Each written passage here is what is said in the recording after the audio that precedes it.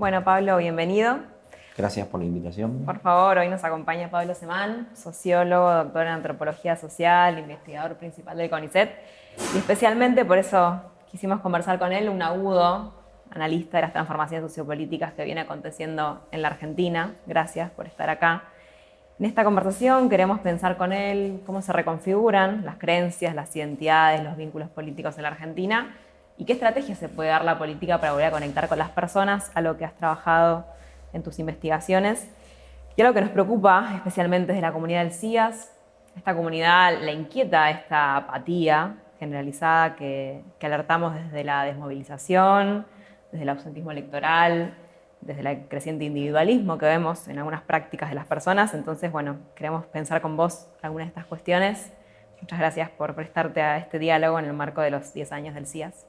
Muchas gracias a ustedes. Bueno, la primera pregunta para abrir, vinculada un poco para conectar tu trayectoria con estas preguntas más coyunturales que tenemos para hacerte, tiene que ver con que, bueno, vos venís inicialmente del campo de la sociología de la religión, estudiaste la cultura popular. ¿Cómo fue tu recorrido desde ese objeto de estudio hasta este objeto de estudio más reciente que es la política en un punto? Mira, en mi recorrido lo más importante no es mi trayectoria profesional, sino la trayectoria política de mis padres, que eran militantes revolucionarios y hicieron una experiencia muy genuina, muy radical de implantación en los sectores populares. Entonces yo conocí, digamos, la diversidad social de la Argentina en el marco de esa experiencia, en el cual era un tipo que venía de una familia que prometía para clase media, pero digamos, se trasladó por muchos años, muchos lustros a otra vida social. eh, y en ese contexto, sobre todo mi mamá era muy atenta a la distancia que había entre lo que ellos planteaban y lo que pensaba la gente. Y, y yo mismo me expuse a esa distancia, inclusive más que mi mamá, porque como era como un mediador entre una casa revolucionaria y una vida cotidiana en una provincia. Así que eso fue lo que más me formó, diría. eh, y después, justamente yo me metí en la sociología de la religión porque en el año 89, cuando yo empecé a investigar, la discusión, en parte muy parecida ahora, era sobre no, la crisis de la izquierda, la transición a la democracia mirada desde los partidos y las instituciones y el Estado. Y la verdad es que, no sé, yo por ejemplo había hecho como encuestador, que me mandaron una vez a Florencio Varela en el año 83, a hacer unas encuestas cuantitativas, como un trabajador del campo de las encuestas. Y entonces yo iba convencido de que, por ejemplo, Ubaldini era una referencia popular enorme, porque claro, para mí que venía de la clase media, Ubaldini era la clase trabajadora entera, y yo me encontraba que ahí el porcentaje de reconocimiento era bajísimo, ¿no?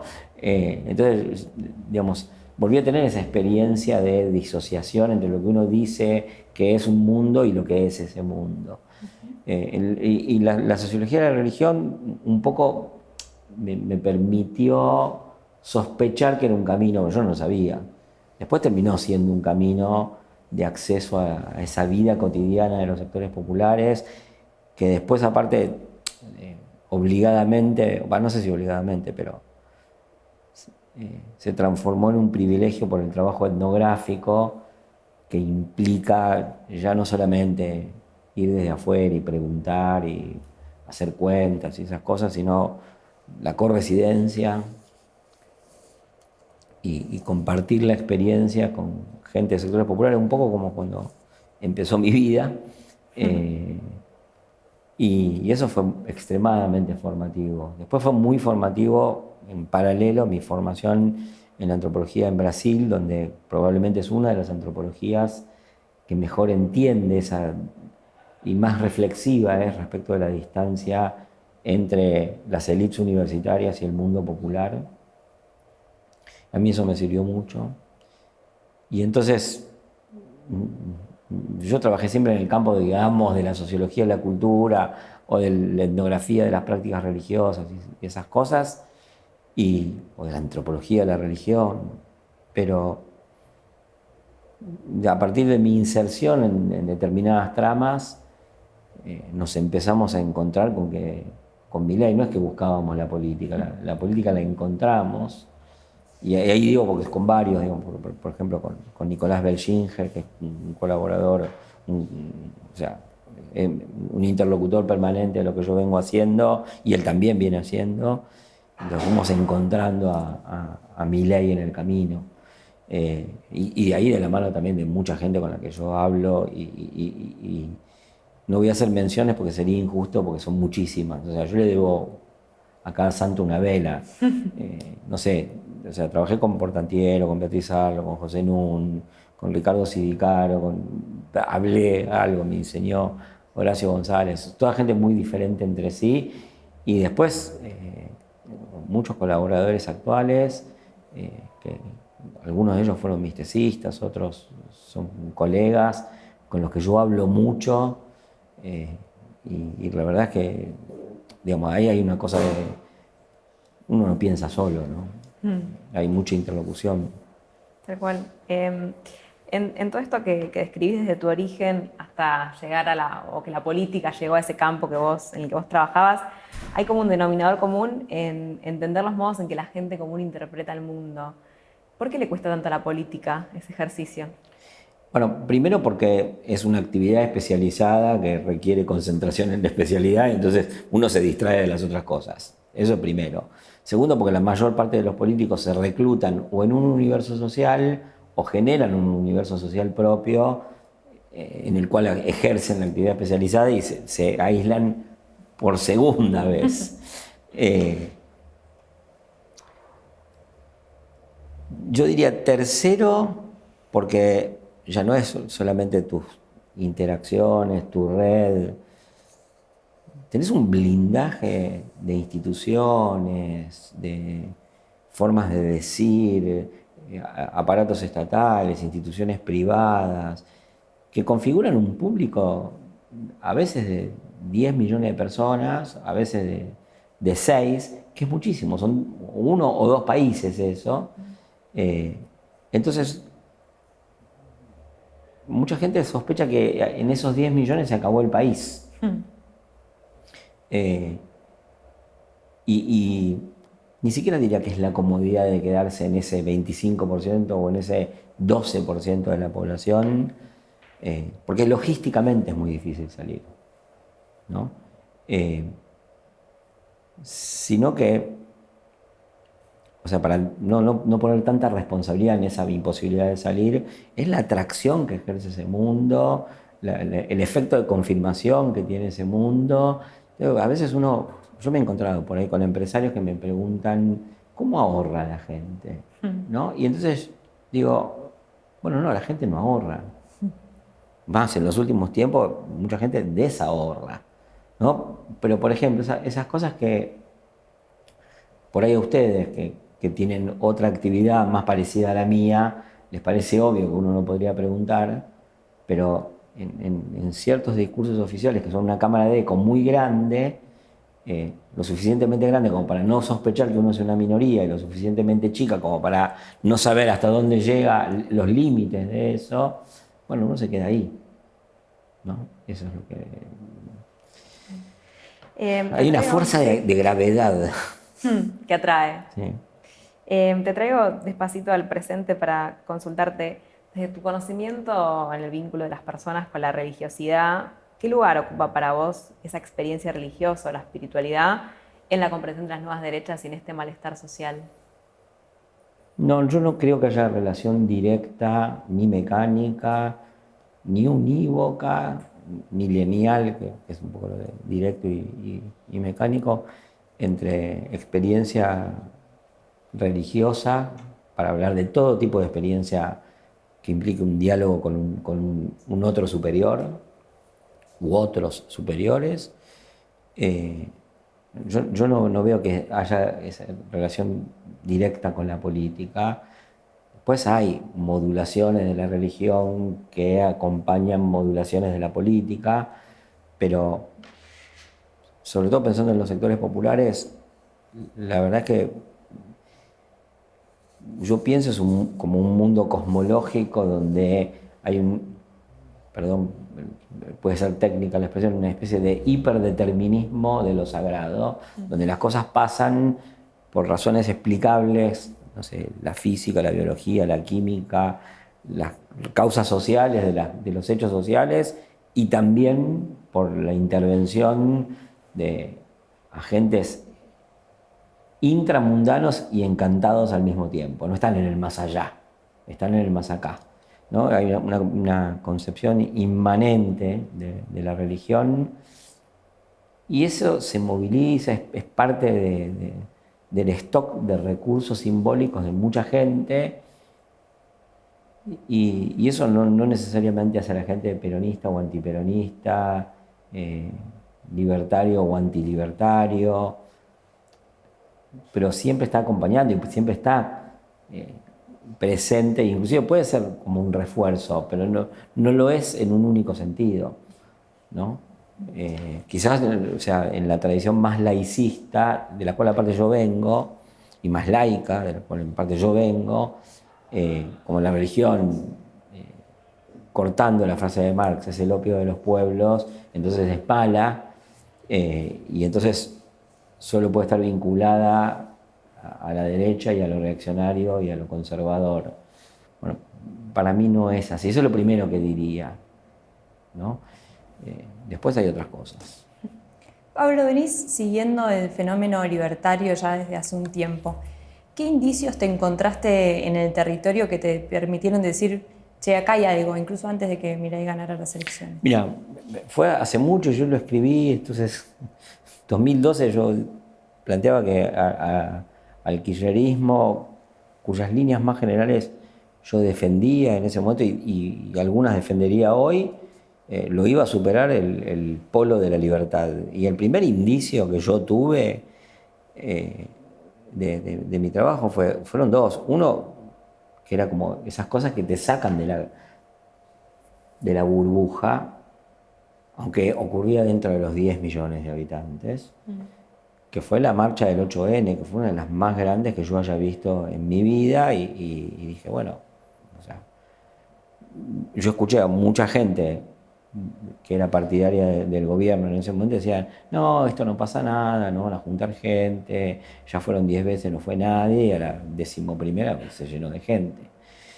Y después, ya en esa época, lo primero que se veía era los efectos de la negación de dos problemas, del de la seguridad y el de la inflación, en la forma en que se relacionaban con la política los sectores populares, porque había como algo de una relación con algo que era oscuro, no así que era una mentira, pero se acercaba. Eso para mí fue como de las primeras cosas que me llamaron la atención.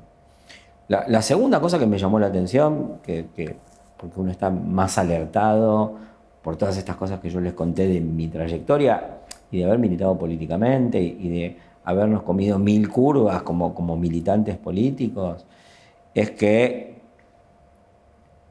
para mí todo esto no fue en el campo, sino que fue algo que tenía que ver con lo que yo veía en la política. Un triunfalismo y una idea de que se podía cambiar todo desde arriba, y, no sé, educar a la sociedad para pensar de una manera diferente todo, me hizo preguntarme, ¿no nos estaremos comiendo una curva? ¿No? Y después, más adelante, la pandemia para mí fue muy formativa, desgraciadamente, porque uno veía que los supuestos desde los que se operaba desde el Estado, la política, la comunicación, no contenían lo que estaba pasando realmente, y ahí uno sí veía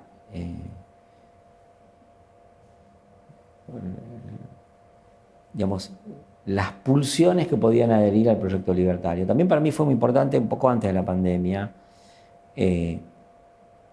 yo creo que Mauricio Macri hizo su giro dentro de su propio mandato, que es, él empezó con una idea duranbarbista y terminó con una idea más bolsonarista. Yo además escribí eso, así que me tengo que hacer cargo, que fue hacia 2018.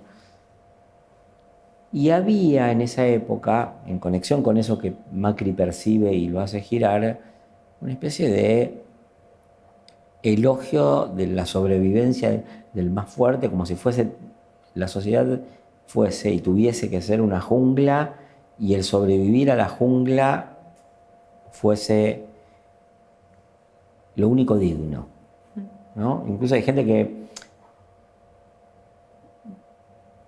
juzgaba negativamente la comodidad por el hecho de ser comodidad, ¿no? Si no sos un comando de la vida, no sos un ser humano digno. Obviamente que eso se jugaba en distintos contextos, de prosperidad o de escasez, pero eso hablaba de la emergencia de una percepción de la sociedad que podía conectar con el discurso libertario, ya no con el discurso o con las prácticas o con las propuestas neoliberales, ¿no? Sino más plenamente con lo que uno ve ahora explícitamente, que es el discurso libertario. Pero yo creo que había indicios desde antes, insisto, desde la política, el trabajo de campo, desde observar la política. Y en ese sentido, después de las últimas elecciones, publicaste una nota en Infobae donde hablas de una profunda mutación social. ¿Qué características crees que tiene esta transformación? ¿Encontrás algún quiebre o similitudes con lo que fue el 2001? Es que la profunda mutación social a la que yo aludo viene de antes del 2001, ¿no? O sea, las elecciones y los avatares de las elecciones son como la rueda del segundero girando sobre la del minutero y sobre la cuenta de horas de la historia. Y yo cuando hablo de la profunda transformación social estoy hablando de la cuenta de las horas o la de la cuenta de los días, los meses, ¿no? Entonces estoy hablando de elementos móviles pero mucho más profundos, y dentro de esos elementos más profundos la transformación en el trabajo, ¿no? En la existencia de los trabajadores. Hay que pensar que el complejo metalmecánico dejó de absorber mano de obra hacia fin de los años 60 e inicio de los 70 en la provincia de Buenos Aires, y que ya el balance poblacional empezaba en ese balance empezaba a abundar la informalidad.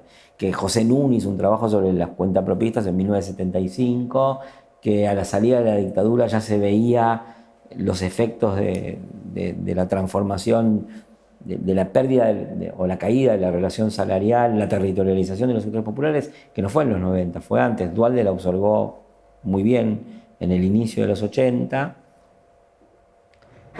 y en los 90 eso se radicalizó, y sobre eso hubo cuidados paliativos. No sé si se podía hacer otra cosa, no quiero ser injusto, pero hubo cuidados paliativos muy importantes por otro lado, porque era tomar una decisión que en ese momento era o importante o valiente o algo así, pero no se revirtió del todo, ni mucho menos, ni la situación ni las causas de la situación. Entonces, esa es la transformación. Y esa transformación tuvo un nuevo giro, una aceleración a partir de 2011, donde empieza a haber nuevos problemas de empleo juvenil, y el crecimiento de la informalidad empieza a ser muy fuerte, sobre todo a partir de 2013.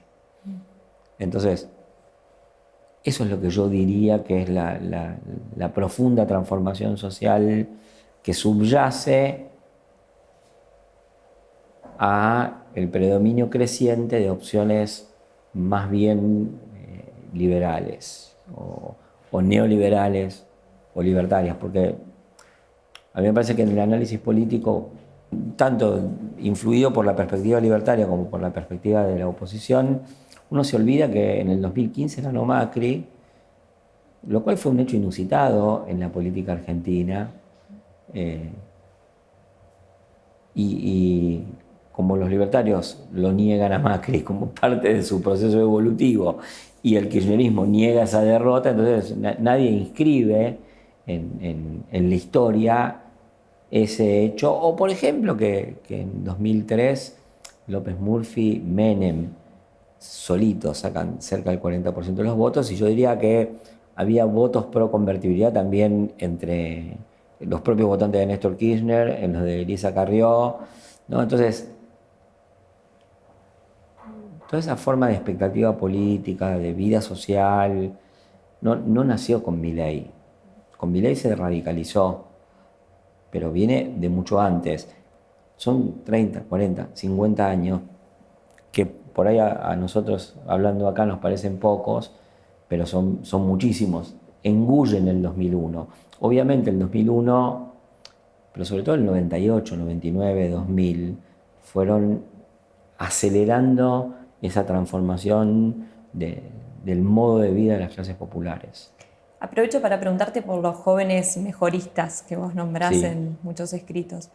¿Crees que responde a esto que hablabas de la precarización laboral y es una respuesta reactiva, o que tiene que ver con un repliegue individualista de los jóvenes de hoy en ausencia de proyectos colectivos? Mira, yo creo que esto que nosotros llamamos mejorismo era una forma de decir progresismo sin Estado, pero no con la idea progresista del progresismo, sino la idea de mejorar el consumo, la perspectiva de vida, de prosperar, que incluye un montón de cosas, por otro lado. Entonces, quizás ahí sí el cambio más actual, pero que también precede a la elección de Milei, es que la expectativa de mejora está cada vez menos ligada a una intervención del Estado. Casi dirías es el elemento negativo, no Estado, y un elemento positivo, que no es positivo como valor para mí, pero es positivo como hecho, es mercado presente, ¿no? Contra Estado presente. Y ahí eso, digamos, convive con una especie de énfasis en la autonomía, que para mí tiene lados positivos y negativos, ¿no? Es la autonomía como valoración de la propia capacidad, de la reivindicación, ahí sí del mérito, por más que uno sabe que sociológicamente no es por mérito que las personas ascienden, ¿no? Los hijos de los millonarios terminan millonarios, los hijos de los pobres terminan pobres, pero en determinadas trayectorias el mérito sí opera. Uno puede ver, yo trabajo más que el otro, ¿no?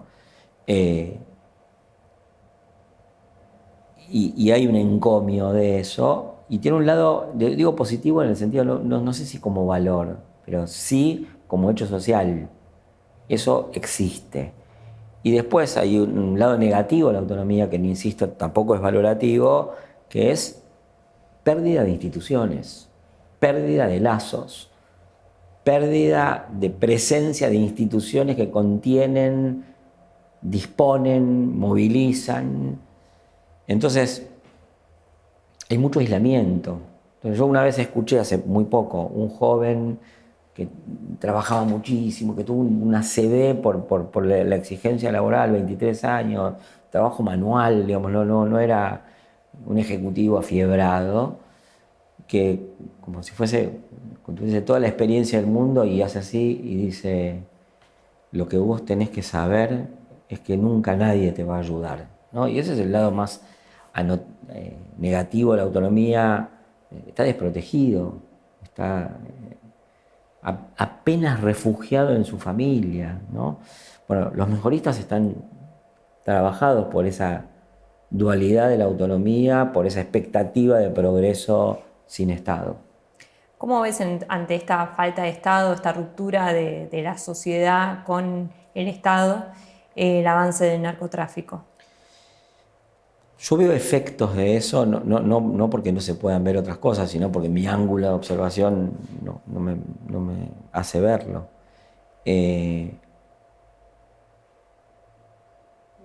creo que están pasando cosas que se pensaba que no podían pasar, ¿no? Entonces, cuando yo hice trabajo de campo en los 90, había un montón de gente que tenía ingresos derivados de actividades ilegales, entre otras el narcomenudeo, como quieren llamarlo. O sea, no empezó ahora. Y además, en los 2000, no sé, hubo tentativas. Marta Arriola encabezó toda una denuncia de la actividad en los barrios populares. Eso parece que viene de largo, no que lo descubrimos ahora, o que vale decir que apareció ahora. Ahora, control territorial de espacios del barrio por parte de organizaciones de traficantes yo no había visto nunca. Había en Rosario, digamos. Y no había visto tanto con la frecuencia que se puede ver ahora y adecuación del modo de vida a la presencia de organizaciones, violencias, ¿no? Entonces eso me parece que es nuevo, pero no es nuevo de este año, es nuevo desde hace algunos años. También aumentó el consumo, ¿no? Y eso se sabe y uno eso también lo ve, ¿no? Eso es lo que veo del narcotráfico. Y en cuanto a la política en los barrios, ¿quiénes pensás que son hoy los mediadores? ¿Siguen siendo los punteros? ¿Cuáles son los referentes? ¿Y existe todavía el clivaje peronismo-antiperonismo? Bueno, los stocks de mediadores se fueron renovando, ¿no? En una época era gente vinculada al peronismo, con alguna inserción sindical o con alguna proveniencia de la izquierda, o cosas que venían de la iglesia, ¿no? Y desde los 80, que ya son muchos años, promovían la organización territorial, ¿no? Algunos hacían eso desde antes. En ese contexto, las mujeres fueron un vector principal de la organización territorial a partir de comedores, de las iglesias católicas y evangélicas, de ser las que quedaron paradas cuando los hombres quedaron sin empleo y muy desmovilizados socialmente y muy desmotivados anímicamente. Y creo que esa presencia importante de las mujeres se proyectó a los 2000 en las clases populares. A eso se agregó después toda la reorganización de los estados municipales, que ampliaron sus facultades, sus presupuestos, que son exiguos, pero los ampliaron, que les permiten hacer cosas con la población. Las contrapartes de los municipios no son solo los partidos, sino distintos tipos de organización hiperlocal, ¿no?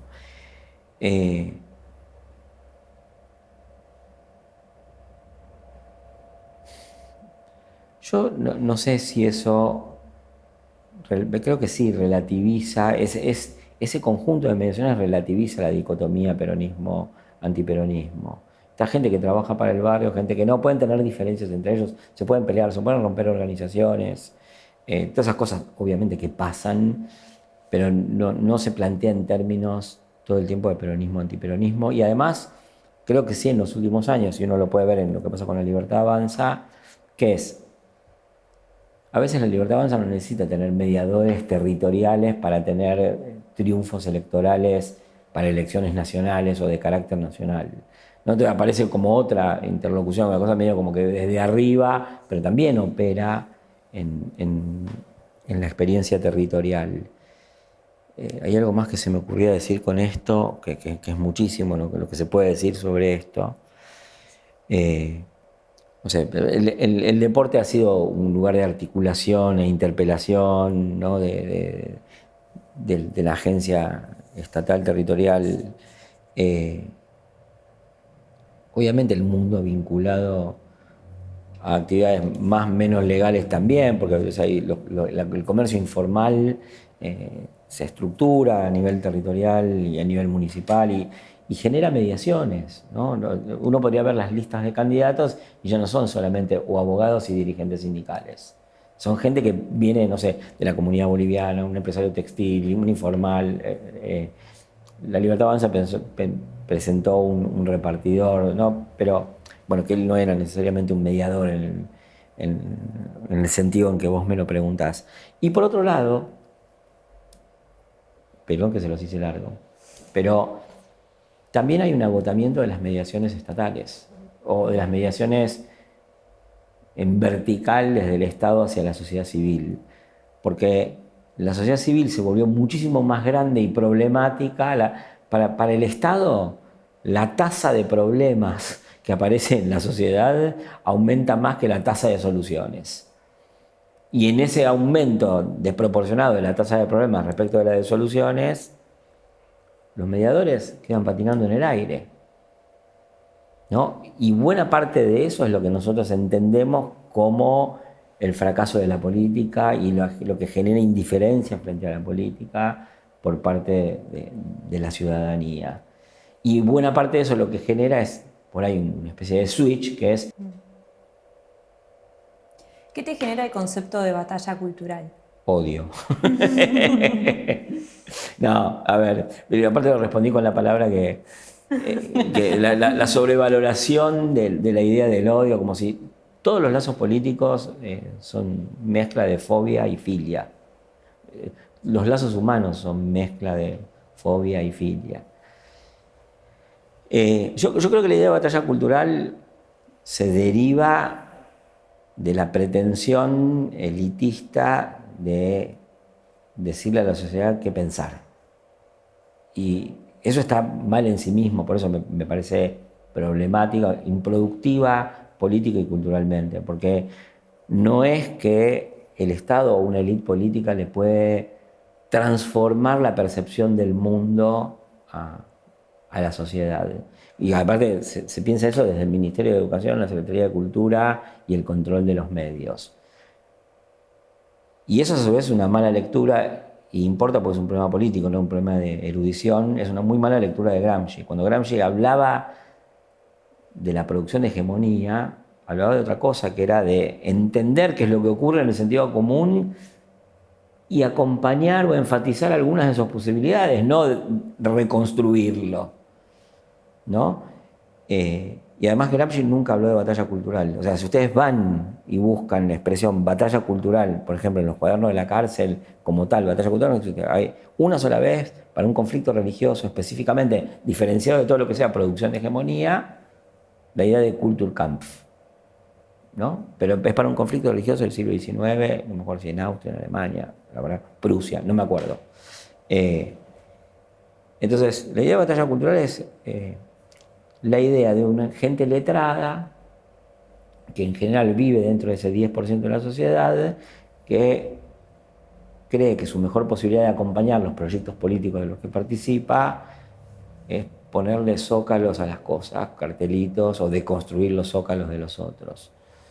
Y esto vale tanto para cosas como hizo el kirchnerismo, como para cosas que ahora hace el gobierno. Te consulto, Pablo, el CIAS forma todos los años camadas de líderes con vocación pública, eso intenta juntarnos. El CIAS. Bueno, a ver.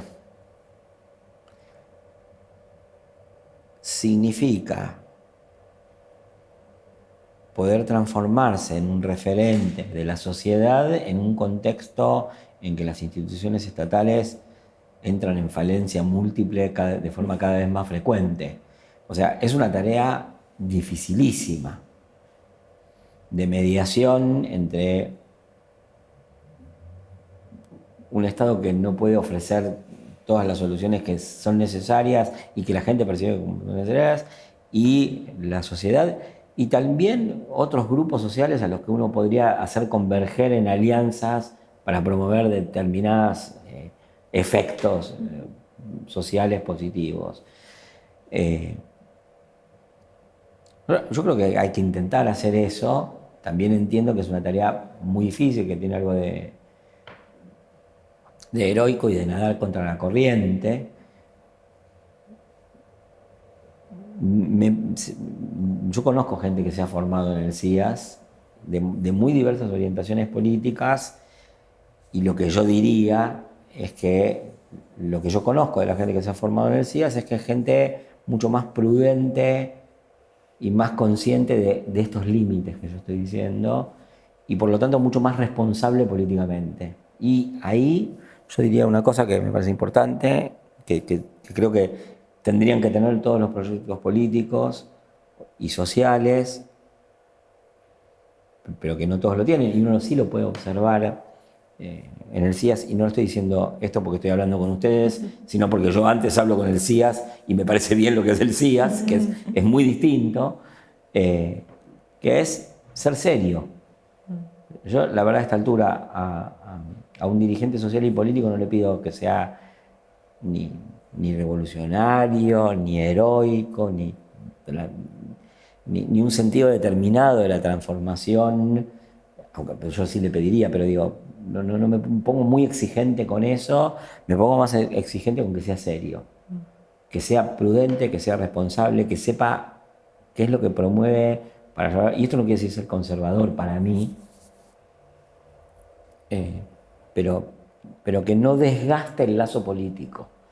La tarea hoy es vos decís en la falta de confianza en las instituciones, bueno, la tarea es regenerar el lazo político, volver a nutrirlo, que pueda haber algún tipo de expectativa. Muchas veces eso se transforma y se confunde en una especie de tenemos que tener mística cuando nadie sabe qué es mística, por otro lado, y es un poco esa cosa que pasa con el que no conoce a Dios le reza a cualquier santo, entonces confunden mística con un murmullo, con la fonía, con estar gritando como locos, y no necesariamente eso es mística, ¿no? Hay proyectos colectivos y de movilización social que no son solamente isomórficos del barrabravismo, que se confunde con mística. Eso. ¿Y qué pistas puedes compartir para...? Perdóname, y yo creo, o sea, eso ya tiene para mí un contenido político, ¿no? Que no necesariamente es partidario, pero no ser indolente es importante. Lo que yo creo es que muchos de los que están contra la indolencia, para no decir la palabra crueldad, a propósito, no se dan cuenta que ellos son indolentes o han sido indolentes, y que por otro lado yo tengo que reconocer que conozco gente que está en organizaciones libertarias y es empática con algunos dolores, más allá de que sus dirigentes, los discursos de partidos y muchos de sus compromisos políticos explícitos son indolentes, y yo no lo suscribo. Entonces, la indolencia es transversal, y la capacidad de superar la indolencia debería ser transversal. Yo tengo una posición política ahí que es, bueno, prefiero otras cosas. Prefiero otras cosas que los proyectos de este gobierno, pero tampoco creo que hay monopolio de la empatía. No, justamente queríamos preguntarte qué pistas podemos pensar para reconstruir una narrativa social. Decías, bueno, no es la mística, no es necesariamente conservadurismo. ¿Cómo se reconstruye una nueva narrativa social? Bueno, no sé si no es la mística, o sea, la mística no se reconoce a priori. Dibujemos una mística y vamos hacia allá. La mística es la consecuencia de una disposición, de un método, de una articulación, que tampoco es un estudio científico. No sé, generaron mística las asociaciones de trabajadores en todo el mundo, ¿no? Acá también. A ver, esto habría que independizarlo de lo político, lo electoral y lo partidario. Vos de lo que estás hablando es de cómo construir colectivamente una expectativa positiva en las instituciones y en los intercambios sociales, ¿no? Yo creo que se piensa que eso se construye con discursos mucho más de lo que uno debería pensar. Por lo tanto, no es tanto una narrativa. Los comportamientos sociales se engendran en una cosa que todo el mundo nombra y nadie define, que son dispositivos, que son el encuentro de cosas materiales, simbólicas. Y entonces es muy importante que quienes quieran ser activos socialmente en la regeneración de la confianza respecto a las instituciones, el Estado y la política, estén insertos en dispositivos y reconozcan esas tendencias. Y en todo caso las refuercen o inhiban las malas. No creo que sea cuestión de narrativas. Bueno, y para cerrar, Perdón. sí. No, está bien, porque también No es que de ahí no surjan narrativas, pero uno no puede ir con una narrativa. el foco en el dispositivo, en Sí. lo material, para después conocer. No, en el dispositivo, pero que es heterogéneo, pero que es ir ahí. Yo me voy a apropiar de una palabra que no conozco mucho, salvo por mi contacto con la sociología de la religión, pero es misionar acomodándose al lugar, no pretendiendo que los otros se acomoden a uno, ¿no? No sé, yo comencé esta entrevista hablando de la experiencia de mis padres y entonces me acuerdo que mi mamá en un momento rompió con el partido en el que estaba porque le parecía excesivamente machista no, le parecía machista y desconocedor del peronismo, las dos cosas. Y entonces dijo, yo no voy a hacer más política.